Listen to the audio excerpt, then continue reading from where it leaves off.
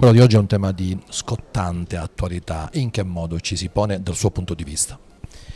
È un tema centrale nel dibattito pubblico del momento, non soltanto in quello strettamente giuridico-penalistico, ma anche dal punto di vista sociale.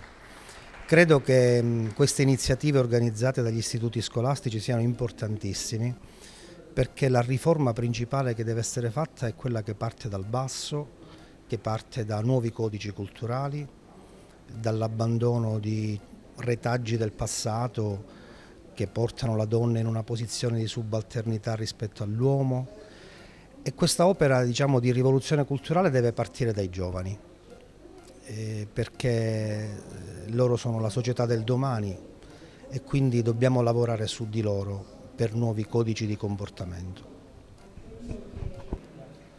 Presidente, ancora una volta l'Istituto Fermi, quando si tratta di argomenti di assoluta e scottante attualità come quello del Codice Rosso, è presente. Il Lions Club di Licata ha proposto alla nostra scuola di tenere un seminario su Codice Rosso e Protocollo EVA. Abbiamo accettato molto e positivamente questa proposta perché vogliamo sensibilizzare i nostri alunni su questa tematica così importante, educare alla parità di genere ed educare a combattere la violenza contro le donne. Senti, proviamo a spiegare qual è il senso di questa manifestazione, che tra l'altro è la seconda in una settimana organizzata dal Lions, sempre dall'Istituto Fermi.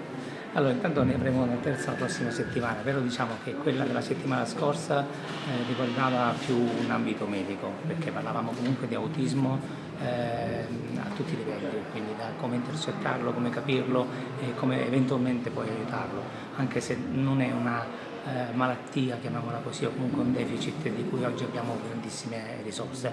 Oggi invece parliamo di Codice Rosso EVA, quindi l'antiviolenza, di come utilizzare lo strumento dell'antiviolenza nei confronti di chi ancora fa violenza, indipendentemente dal sesso maschile o femminile.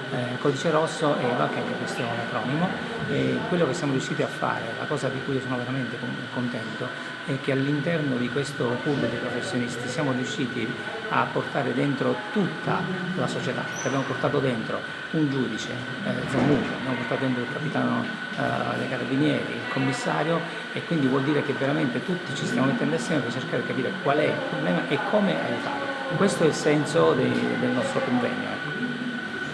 Perfetto.